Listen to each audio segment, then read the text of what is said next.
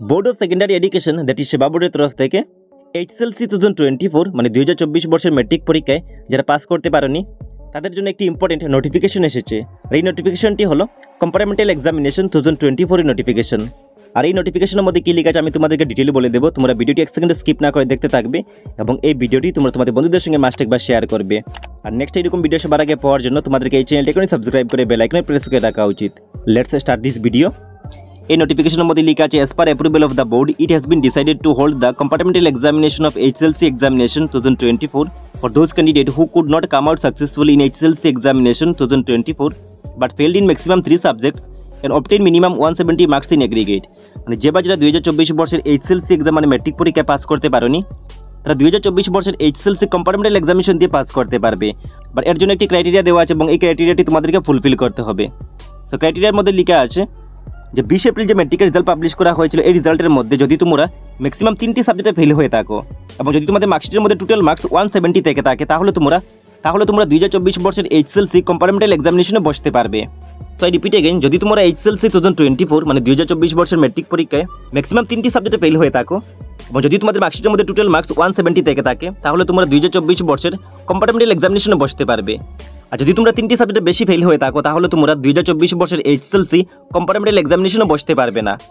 So যদি তোমরা এই কম্পারেন্টাল এক্সামিনেশনটি দেওয়ার পর 30% marks that is 180 marks or above marks score করতে পারো তাহলে তোমাদেরকে 2024 বর্ষের HSLC কম্পারেন্টাল এক্সামিনেশনে পাস দেওয়া হবে এবং তোমরা এই একাডেমিক ইয়ারে হায়ার সেকেন্ডারিতে অ্যাডমিশন নিতে পারবে।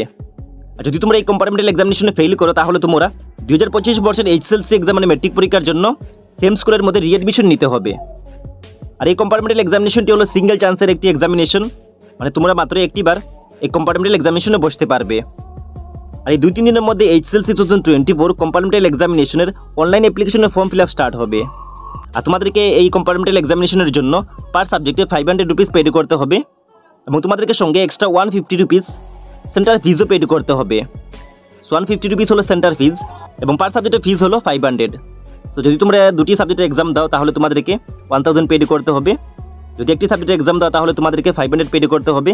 আবার যদি তোমরা ম্যাক্সিমাম 3টি সাবজেক্টের এক্সাম দাও তাহলে তোমাদেরকে 1500 রুপিস পেড করতে হবে, সঙ্গে তোমাদেরকে এক্সট্রা 150 রুপিস সেন্টার ফিজও পেড করতে হবে। আই হোপ তোমরা বুঝতে পেরেছো। এবং আরেকটি ইম্পর্টেন্ট কথা লেখা আছে, তোমরা শুধু এই কম্পার্টমেন্টাল এক্সামে থিওরি সাবজেক্টগুলো এক্সাম দিতে পারবে, মানে থিওরি পেপারসগুলোর এক্সাম দিতে পারবে, প্র্যাকটিক্যাল সাবজেক্টে কোনো এক্সাম হবে না।